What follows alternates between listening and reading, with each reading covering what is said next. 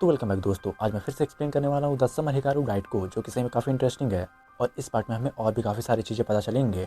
तो last part में हमने देखा था कि तनाका वापस उस बच्ची के घर में जाता है, लेकिन वो बच्ची मरी हुई होती है और साथ में वो हैमस्टर भी मरा हुआ होता है। और उसे तभी उस शैडो में चमकती हुई रोशनी दिखाई देती है, जिससे वो बात करता है और उससे कुछ जवाब मांगता है।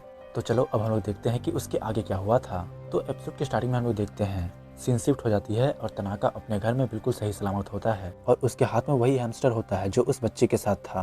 और उस हैमस्टर को देखते हुए तनाका कहता है, अंततः मैंने अपने थोड़े से बाल दान करने की बात रखी थी, तो उस बच्ची की आत्मा इस हैमस्टर के अंदर आ गई।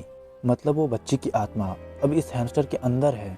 और फिर तनाका सोचने लगता है कि मैं कितना बड़ा बेवकूफ़ हूँ, क्या मुझे अब सिर्फ उस बच्ची की आत्मा को बचाना है?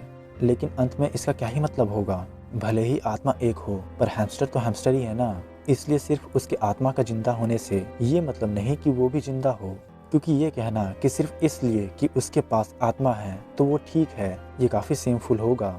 इसका तो यही मतलब होगा ना कि उसके वजूद का कोई वैल्यू ही नहीं था। अब मुझे एक बात समझ आई कि इम्प्योरिटीज़ को कोई भी कंट्रोल नहीं कर सकता, ना ही मेरी माँ, ना ही कंपनी और ना ही मैं। और इसके बाद हम लोग आ जाते हैं प्रेजेंट में। जो फ्लैशबैक था यहीं पे ख़त्म हो जाता है, पर इस फ्लैशबैक में हमें काफ़ी सारी चीज़ें पता चलती है कि तनाका उस कंपनी में ज्वाइन कैसे करता है और उसके पास वो हैमस्टर कैसे आया और क्यों कुरुबयाशी ने ये बात छुपा के रखा था कि उसका बेटा अभी भी जिंदा है। तो चलो अब बात करते हैं कि आगे क्या हुआ।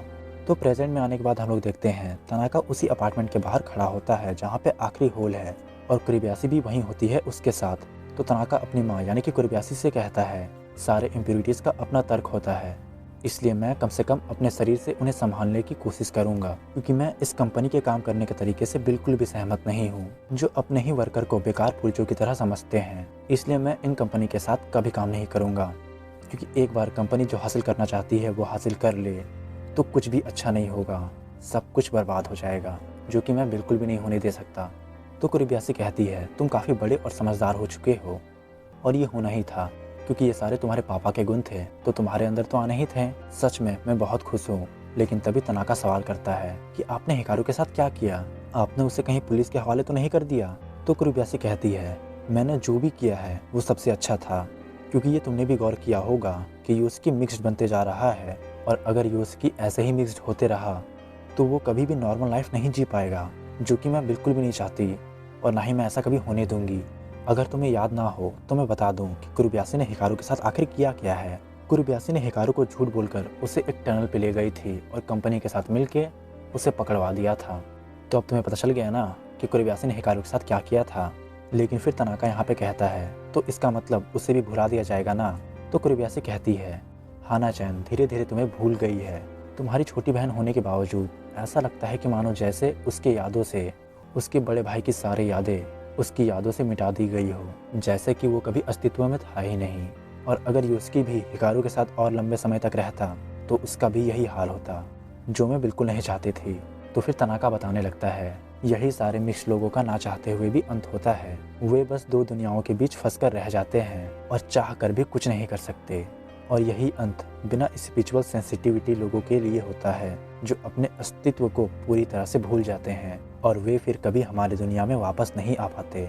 मतलब तनाका ये बताना चाह रहा है कि जब कोई इंसान इम्प्योरिटीज़ के कांटेक्ट में आ जाता है तो वो ह्यूमंस और इम्प्योरिटीज़ इन दोनों के दुनियाओं के बीच में फंस जाती है और फिर हमेशा के लिए अपने एग्जिस्टेंस को खो देती है और फिर कभी वापस अपने दुनिया में नहीं लौट पाती। फिर सीन शिफ्ट हो जाता है उसी टनल पे जहाँ पे कुरुबयाशी ने कंपनी के साथ मिलकर हिकारू को झूठ बोल के पकड़वाया था। यहाँ पे हम लोग देखते हैं आस्को और यूसुकी दोनों आए हुए होते हैं। वो दोनों किसी चीज़ के तलाश में होते हैं। यूसुकी आस्को को देख के कहता है, तुम यहाँ पे क्या कर रही हो? तो आस्को उसे कहती है, पहले तुम ये देखो, ये किसी चीज़ का टुकड़ा तो नहीं लग रहा। तो यूसुकी उसे देखता है और कहता है, अरे ये तो हिकारू का घड़ी का टुकड़ा है जिसे हिकारू ने पहना था। और उसके बाद एपिसोड यहीं पे एंड हो जाता है। अगले एपिसोड में हम देखेंगे कि तनाका अब क्या करेगा, यूसुकी को बचाएगा या नहीं और उस होल को कैसे बंद करेगा, और यूसुकी और आस्को ये अब क्या करेंगे, ये हिकारू को कैसे बचाएंगे। और सबसे बड़ा सवाल, वो कंपनी हिकारू के साथ करने क्या वाली है, उनका मोटो क्या है, उनका गोल क्या है, जो कि डेफिनेटली है उनका गोल इविल ही होगा। लेकिन फिर भी वो आखिर में करना क्या चाहते हैं जिसकी वजह से तनाका उस कंपनी से इतनी नफरत करता है, आखिर ऐसा क्या है, वो सब हम जानेंगे अगले एपिसोड में। और अगर आपको ये एपिसोड पसंद आया हो तो वीडियो को लाइक करना, शेयर करना और अपने मैंथन भाई के चैनल को सब्सक्राइब कर देना।